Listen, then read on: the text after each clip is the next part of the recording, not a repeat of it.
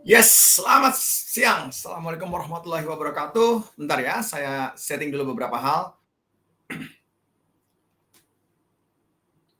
Oke, saya sedang live di 5 platform hari ini. Jadi hari ini khusus saya mau berbagi tentang bagaimana menghilangkan fobia di depan kamera. Hari ini saya live di LinkedIn, saya live di podcast, dan saya live di YouTube. Sebentar ya, saya setting dulu semuanya agar teman-teman di seluruh Indonesia bisa merasakan bagaimana live di semua sosial media Anda, dan Anda bisa melakukannya dengan sangat seru-seruan saja hari ini. Yuk kita mulai. Assalamualaikum warahmatullahi wabarakatuh. Selamat siang, selamat bertemu kembali di channel-channelnya Serunya Bicara Itu Mudah. Dan khusus hari ini saya akan berbagi tentang hal yang lucu banget dan menggemaskan juga, karena kemarin kami baru berbagi dengan semua teman-teman dari Telkom Sigma, dan di sana mereka semuanya mengalami hal yang sama.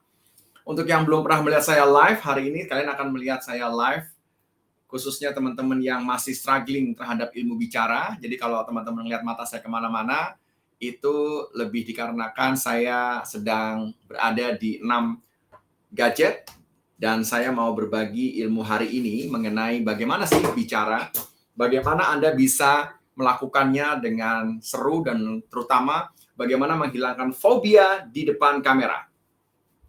Nggak lama-lama hari ini live-nya di hari Minggu 30 menit ke depan, saya akan sharing pengalaman saya selama ini kalau lagi ngajar teman-teman yang ingin benar-benar bisa ngonten dan bisa branding, serta benar-benar mereka ingin sekali bisa sharing kepada seluruh khalayak ramai dan kepada semua pemilik sosial media.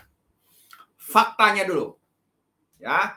Faktanya, yang pertama, Anda mengalami fobia di depan kamera, itu lebih kepada Anda kurang bersyukur sama diri sendiri.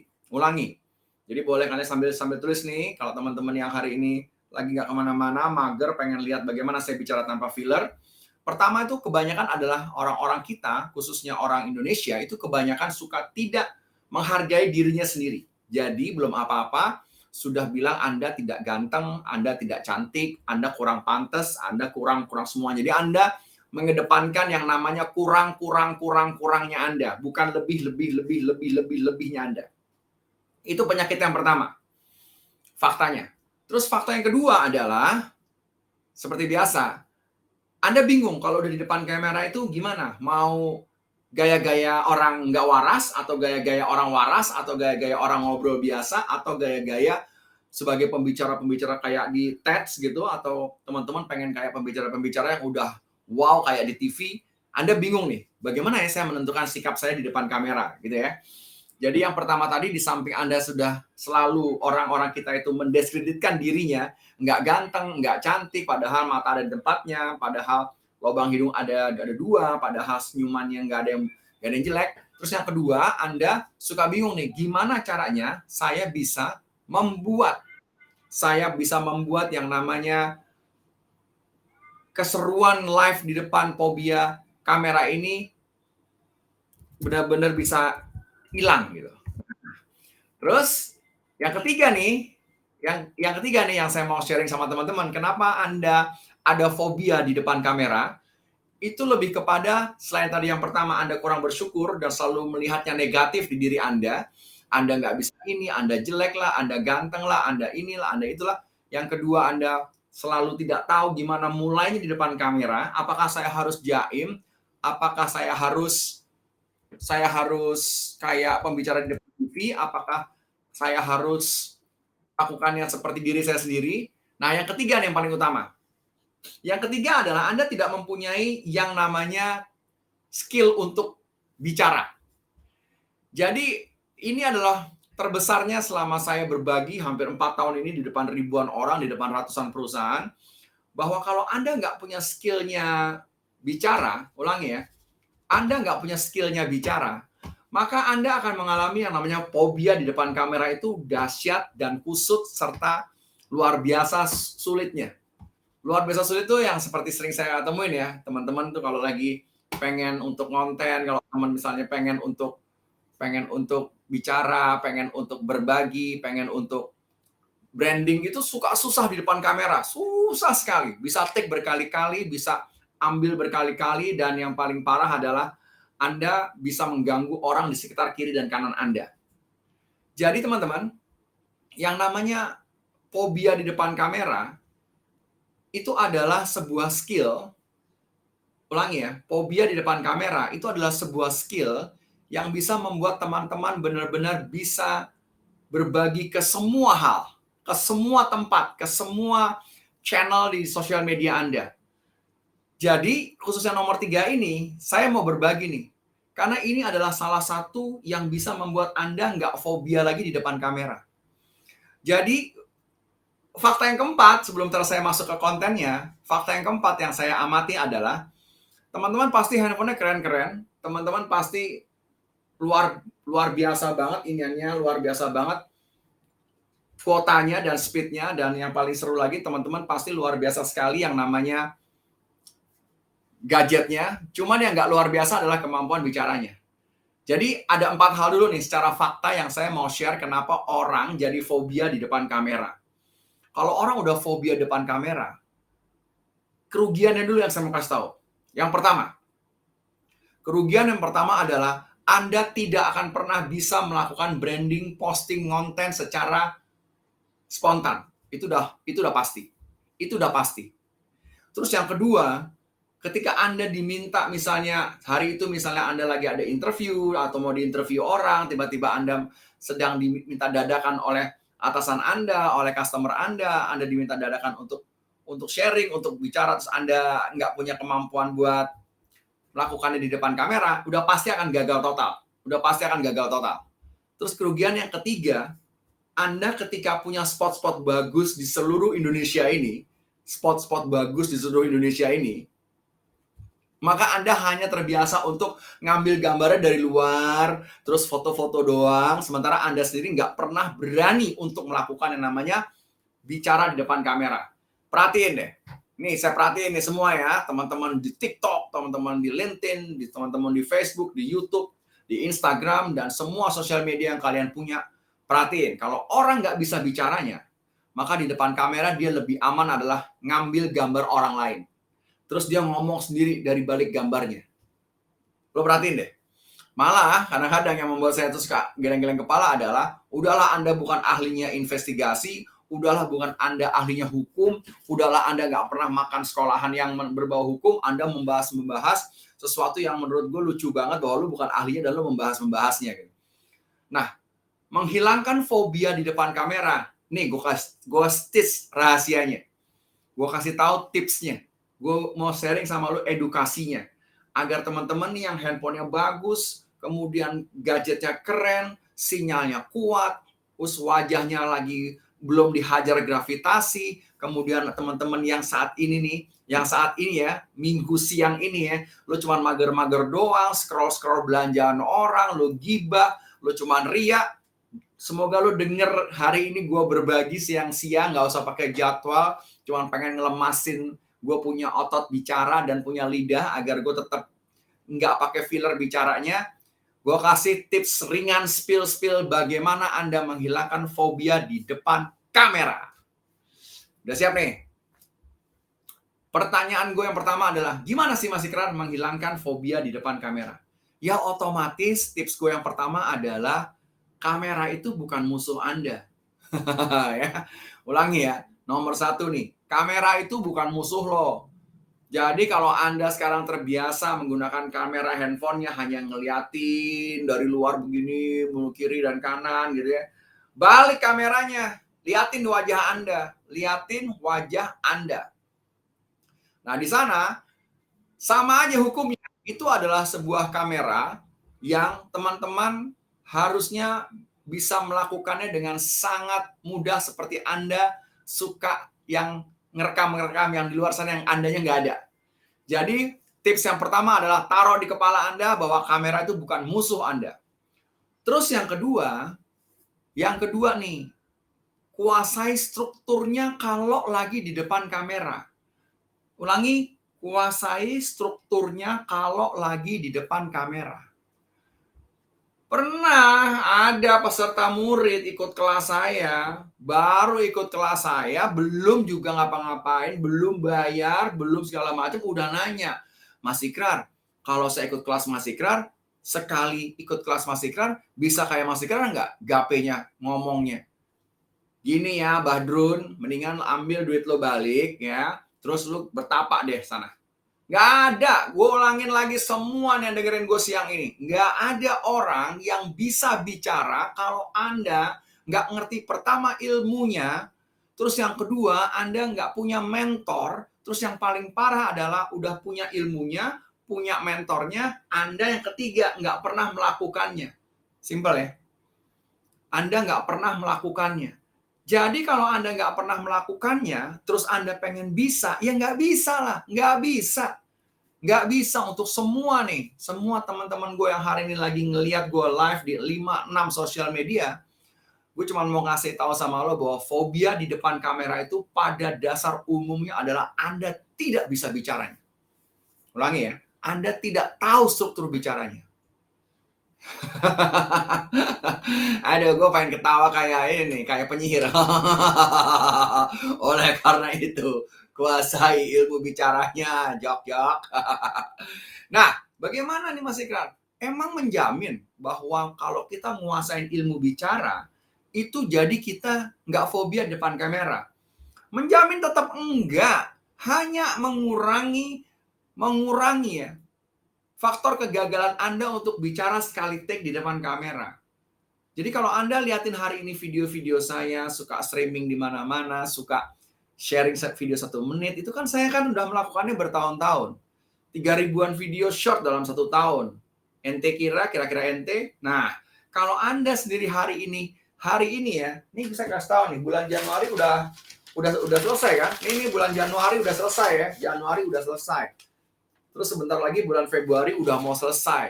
Dan udah 2 bulan, nggak juga sekalipun Anda ngonten, nggak juga sekalipun Anda bisa sharing seperti lakukan sekarang ini, nggak juga sekalipun Anda bisa berbagi, nggak juga sekalipun Anda mau membantu perusahaan Anda, padahal Anda udah disekolahin, Anda udah ditrainingin, Anda udah dikasih tahu, Anda sering lihat tips orang. Pertanyaannya adalah, sebetulnya hanya Anda ya kok yang males dan mau bisa tapi nggak mau usaha. Banyak lagi nih. Mas Ikrar, ada nggak yang versi gratisan? Boleh, gratisan juga bisa, asal Anda effortnya lebih daripada yang versi bayaran. Jadi menghilangkan fobia di depan kamera ini, salah satu faktor utamanya adalah bicara lu dibetulin dulu. Struktur bicara Anda pahami dulu. Jadi ketika misalnya sudah ada kamera set action di depan Anda enggak langsung blank. Blank itu gampang ya obatnya ya. Blank itu karena Anda tidak menguasainya sehingga ketika Anda diminta tampil, Anda diminta untuk sharing atau diminta untuk interview, Anda jadi nggak bisa karena Anda nggak biasa melakukannya. Betul nggak?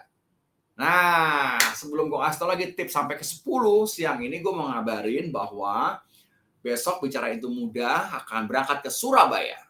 Ke Surabaya, itu kita akan berbagi di hari Jumat full di sebuah perusahaan arsitektur keren banget, gede banget di Surabaya. Terus hari Sabtunya, teman-teman yang ada di Surabaya, Sidoarjo, Gresik, dan sekitarnya, yang Madiun yang nggak terlalu jauh dari Surabaya, hari Sabtunya tanggal 25 Februari, Anda bisa ikut kelas kami yang reguler, yaitu kelas umum agar Anda bisa di sana ikut ngerasain ketemu dengan orang-orang yang tidak Anda kenal dan Anda bicara.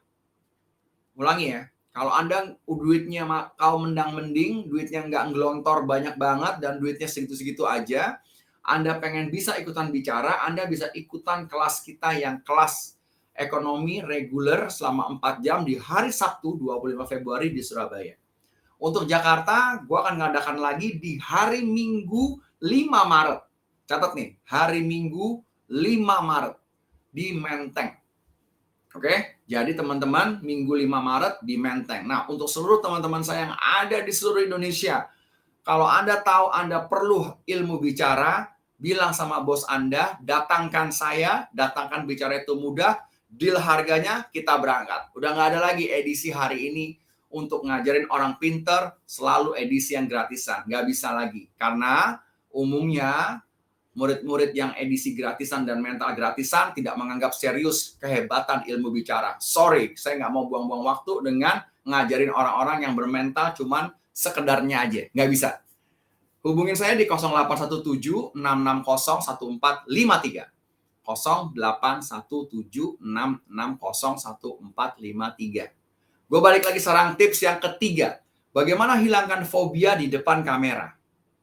Jadi setelah yang pertama Anda menganggap kamera itu adalah teman Anda, itu penting. Terus yang kedua, Anda harus kuasai struktur bicara, itu penting. Dan yang ketiga, Anda harus tahu kalau di depan kamera itu tujuannya apa. Kalau kayak saya hari ini ada 6 kamera di depan saya nih. Hari ini ada 6 gadget ya. 1, 2, 3, 4, 5, 6. Nih hari ini kalau lu lihat mata gue kemana-mana nih, sebetulnya gue lagi ngeliatin semua titik kamera yang ada di ruangan gue nih. Jadi lu bisa tahu gue tuh kalau lagi live di 6 tempat. Jadi kalau Anda tahu nih, sudah menguasai struktur bicaranya, dan Anda harus tahu yang ketiga tipsnya, Anda ngomong di depan kamera untuk apa? Kalau kayak hari ini, saya ngomong di depan kamera untuk berbagi, live streaming, sharing. Berarti waktunya terserah saya, suka-suka saya. Kalau ntar saya udah malas, 15 menit ya selesai. Kalau saya masih seru-seruan karena banyak pertanyaan, 30 menit oke. Kalau saya lagi kalap, lagi habis makan, pengen buang-buang kalori dengan saya berbagi, 1 jam oke. Jadi nggak ada masalah. Cuman Anda harus tahu tips yang nomor 3, Anda bicara di depan kamera itu untuk apa? Untuk apanya ini penting. Karena dengan Anda tahu, misalnya Anda hanya berbagi tips, hanya berbagi rekomendasi, Anda hanya nge-review sesuatu, Anda hanya ingin sharing yang sesuatu ini yang namanya informasi, dan Anda sudah dijatah waktunya, dan karena Anda diundang orang, nggak bisa ngomong kelamaan. Nah, di sini Anda harus menguasai struktur waktu. Struktur waktu, kapan Anda buka, kapan ada kontennya, kapan Anda nutupnya. Nah, ya. Jadi, baru 3 nih, sabar. Gue masih akan share lagi nih. Jadi, Anda harus tahu peruntukan Anda di depan kamera tuh apa agar fobianya berkurang. Karena bayangin ya, kalau mental Anda bukan mental yang benar-benar bisa menguasai keadaan, Anda disorot kamera, belum lagi penonton yang ngeliatin Anda. Gue jamin deh, kalau Anda pernah lihat postingan saya kemarin pada saat kita di posisi pandemi, Anda bisa lihat itu saya ada di green screen. Itu kameranya ada 3, gede-gede, kiri dan kanan, depan. Belum lagi penontonnya, kru-krunya, jadi sekitar 20 orang. Bayangin kalau ngomong lo belepotan, bayangin kalau lo nggak menguasai ilmu bicara, bayangin kalau misalnya Anda di saat itu nggak ada energinya, gue akan yakin seyakin-yakinnya, itu para kameramen akan bilang gini, aduh ini ngapain sih orang nih bicara kagak ada enak-enaknya didengar. Nah, jadi untuk semua teman-teman bicara itu mudah yang hari ini lagi dengerin saya, kalau Anda mau kami datang ke Makassar, Anda mau datang kami ke Medan, Anda mau datang kami ke Sulawesi, Anda mau datang kami ke Irian, gampang. Tinggal Anda cek di www.bicaraitumudah.com. Di sana ada nomor kontak kita, Anda bisa kontak kita. Begitu Anda tahu berapa investasinya, Anda cari perusahaan-perusahaan di kota Anda bantu jualin kita. Ketika Anda berhasil, Anda juga dapat ilmu gratis, kami datang dan bisa berbagi dengan teman-teman semua di daerah. Dan jangan lupa, ada ilmu salesnya, affiliate-nya Bicara Itu Mudah dengan insentifnya 20%. Ulangi ya, 20%. Saya mau berbagi kebahagiaan, saya mau berbagi rezeki dengan semua teman-teman di seluruh Indonesia. Kalau Anda membantu membesarkan dan menjualkan kelas-kelas Bicara Itu Mudah, maka total invoice yang Anda akan dapatkan, Anda dapat insentifnya 20% sebagai rasa terima kasih saya kepada usaha teman-teman di daerah. Balikin lagi nih. Jadi tips yang ke-1, 2, 3 udah gue spill. Sekarang gue mau masuk tips yang keempat. Gimana caranya Mas Ikrar hilangkan fobia atau ketakutan di depan kamera? Ini yang menarik yang nomor 4. Yang nomor 4 adalah, gue yakin banget Anda itu suka banget ngasih pesan yang salah ke otak. Ulangi ya, gue tuh yakin banget teman-teman itu suka banget ngasih pesan yang salah ke otak. Dari mana keyakinan ini terjadi gitu? Mudah saja, karena dalam setiap pembelajaran yang dilakukan oleh saya, itu saya suka ngelihat banget bahwa teman-teman itu memang suka banget ngomongin hal-hal yang belum terjadi, namun teman-teman melakukannya dengan hal yang negatif. Negatif. Contoh ya, misalnya lu mau ada syuting atau Anda diminta untuk ngisi di sebuah program dan di situ ada 3-4 kameranya gitu ya, akan shot ke Anda. Lalu Anda mengatakan nih pesan yang salah ke kepala Anda. Pesannya begini, waduh, ntar kalau gue di depan kamera, gue ngambil take-nya berkali-kali, gimana ya? Waduh, ntar kalau kameramennya bete dengerin gue ngomong sesuatu berulang-ulang, gimana ya? Wah, nanti kalau misalnya gue nggak kelihatan menarik di depan kamera, gimana ya? Wah, nanti kalau. Nah, ketika nomor 4 ini lu sering lakukan, yaitu mengirimkan pesan yang salah ke otak, maka sejatinya lu nggak akan pernah bisa menguasai depan kamera. Karena pesan yang Anda sampaikan itu salah. Bukan pesan yang seharusnya mengalir yang Anda sampaikan ke otak Anda. Jadi, kalau misalnya Anda nih, benar-benar diberikan kepercayaan orang untuk ngisi, untuk Anda berbagi, untuk Anda sharing, untuk Anda diminta untuk ngisi, membuat acara, program live, katakan ke otaknya jangan salah pesannya. Katakan ke otaknya jangan salah pesannya. Salah satu yang nggak boleh Anda salah ketika Anda mengatakan pesan ke otak Anda adalah bilang dengan clear bahwa Anda akan menjadi bagian dari yang akan membuat Indonesia maju. Atau katakan kepada otak Anda akan menjadi orang yang mampu menyampaikan pesan dengan jernih. Jadi itu gunanya nomor 4. Sebelum ntar kita masuk ke yang nomor 5.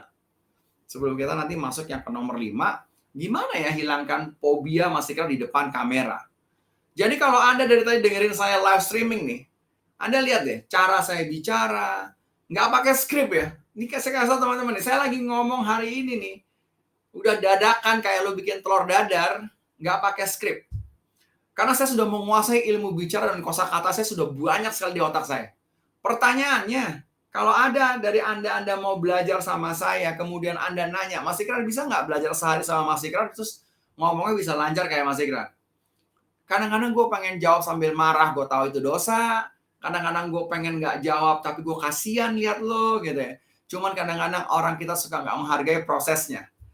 Jadi teman-teman, daripada gue dosa, daripada gue marah, mendingan gue kasih tahu bahwa ilmu bicara itu dipelajari. Dan ilmu bicara itu bisa dipelajari hanya dengan 2 hal. Satu, Anda tahu ilmunya bicara. Terus yang kedua, Anda punya mentornya.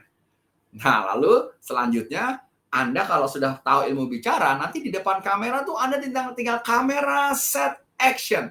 Kamera set action. Ngomongnya nggak pakai filler, enak didengar. Anda bisa jadi seorang juga content creator, bisa seorang jadi YouTuber atau blogger, whatever it is. Makanya saya sering perhatikan semua teman-teman yang sering atau menjadi orang yang sering tampil di YouTube, menjadi tampil di vlogger, menjadi tampil di blogger atau whatever it is, atau lagi pada saat melakukan podcast, itu kan telinga gue sensitif ya sama yang namanya filler ya. Filler tuh orang tuh kalau ngomong jangan ae. Jadi hari ini jadi apa itu apa namanya? Oh, gue sensitif banget. Gue sensitif banget. Makanya gue bilang dalam sosial media, kalau teman-teman ketemu saya di jalan dan mau ngajak ngobrol, pastikan Anda nggak kena mental bahwa ngobrol sama saya itu nggak boleh ada fillernya. Karena kalau Anda keluar ada fillernya, saya adalah orang yang pertama kali akan bilang lu sebaiknya diperbaiki cara lu bicara. Nah, udah kayak gitu tuh levelnya. Makanya saya suka banget ngajak orang Indonesia investasi. Karena ilmu bicara ini penting. Kalau saya nganggap penting, saya nggak tahu Anda nganggap penting atau enggak. Kembali lagi ke tips yang nomor 5, tips yang terakhir. Bagaimana hilangkan fobia Mas Ikrar di depan kamera? Ini menarik ya. Jadi, menghilangkan fobia di depan kamera, nomor 5 adalah tips yang sering banget saya lakukan sampai hari ini. Yaitu, jangan berhenti ngonten depan kamera. Ketika Anda melakukannya hari ini sekali, maka kalau Anda berhenti, terus Anda ngarepin Anda mau bisa, siap-siap kalau ketemu saya plak, atau Anda yang kejedot sendirian karena Anda terlalu berpikir sangat fantastis. Nggak bisa. Jadi nomor yang kelima adalah kalau Anda mau nggak fobia di depan kamera, ketika Anda sudah mengetahui ilmu bicara, ketika Anda sudah paham gimana caranya Anda untuk bisa sharing, jangan berhenti depan kamera. Karena 1, 2, 3, 4, 5 tips saya tadi adalah simple dan bisa dijalankan oleh semua orang. Cuman pada umumnya orang mempunyai yang namanya rasa ngeyel sejati dalam dunia, dalam dunia dia tidak memiliki kemampuan dan ilmunya. Jadi ilmu ngeyelnya lebih banyak daripada ilmu melakukannya. Sama nih kayak semua orang-orang yang komen di sosial media. Kalau Anda komen begitu dahsyatnya untuk membuat celah orang, percayalah lu sedang ngomong pada diri lu sendiri, oke? Lu percayalah lu sedang ngomong pada diri lu sendiri. Jadi kalau pada nggak bisa ngomong yang benar, nggak bisa presentasi, nggak bisa live streaming, ini udah mau selesai bulannya Februari dan lu belum melakukan juga entah apapun alasannya, gue cuma bisa mendoakan lo semoga lo diberikan waktu untuk bisa sekali saja tidak kehilangan momentum di depan kamera, baik itu kamera handphone lo sendiri ataupun kamera yang bukan handphone lo. Ya, jadi ada 5 tips yang gue udah berikan sama teman-teman. Terus gue mau tutup hasil kita sharing hari siang ini. Gue mau tutup dengan gampang. Tutupnya gini. Waktu kita lahir, oke, yang ngajarin kita bicara orang tua kita dengan versi orang tua kita, betul ya? Ketika kita SD lo dimanapun gue nggak tahu, SD negeri atau SD bukan negeri, maka kita sudah mulai diajarin cara bicara sesuai dengan yang diajarin sama guru kita, betul ya? Kebanyakan nyanyi, kebanyakan segala macam. Pada satu SMP, lo udah mulai menginjak kepada masa remaja yang lo akhirnya bisa belajar bicara dari berbagai macam sumber. Terus ketika lo SMA, lo udah mulai tuh bisa mengadopsi cara lo bicara yang udah akan ke dewasa, cuman masih belum menghilangkan ale-ale ataupun cara-cara lo SMP tadi, cuman lo udah siap untuk meninggalkan ke masa dewasa. Pada saat lo kuliah, lo udah mulai pecah suara lo dan kita sudah mulai bisa bicara berdasarkan kita ngelihat dosen kita ngelihat segala macam tuh lo mulai belajar. Nah, ketika lo masuk dunia kerja, nih saran gue. Kalau lu mau masuk dunia kerja, lu dianggap udah siap, lu dianggap udah sesuatu hal yang meyakinkan lu bisa bicara, maka belajar dari sekarang ilmunya bicara. Kalau Anda kebanyakan nanya, Anda kebanyakan mikir, Anda kebanyakan research, Anda kebanyakan nulis, tapi nggak pernah sekalipun Anda bicara, live streaming, berbagi, di depan kamera Anda takut, maka sejatinya lo nggak akan pernah benar-benar excitement bahwa bisa bicara itu adalah keren. Jadi buat seluruh teman-teman gue di Indonesia, kalau lo terlalu pelit untuk investasi ilmu bicara, dan lo nggak pelit untuk investasi gadget lo, nggak apa-apa. Belajar sama gadget lo, insya Allah kalau lo bisa melakukannya, lo bisa kasih tahu gue. Tapi kalau lo nggak bisa melakukannya, gue udah bakal tahu lo nggak bisa melakukannya. Oke? Dari studio Bicara Itu Mudah, saya sharing sekali lagi. Terima kasih untuk seluruh keseruan siang ini. Dan gue berharap banget dengan adanya tema hari ini, bagaimana hilangkan fobia di depan kamera, Anda jadi tahu bahwa ilmu bicara itu penting banget dan Anda wajib menguasainya. Jangan lupa, gue akan hadir di Surabaya 25 Februari, berbayar, nggak ada edisi gratis. Dan gue akan hadir di Jakarta tanggal 5 Maret, edisi berbayar juga, nggak ada yang gratis. Yuk teman-teman, bicara itu mudah, yang susah manusianya. Wassalamualaikum warahmatullahi wabarakatuh. Ciao.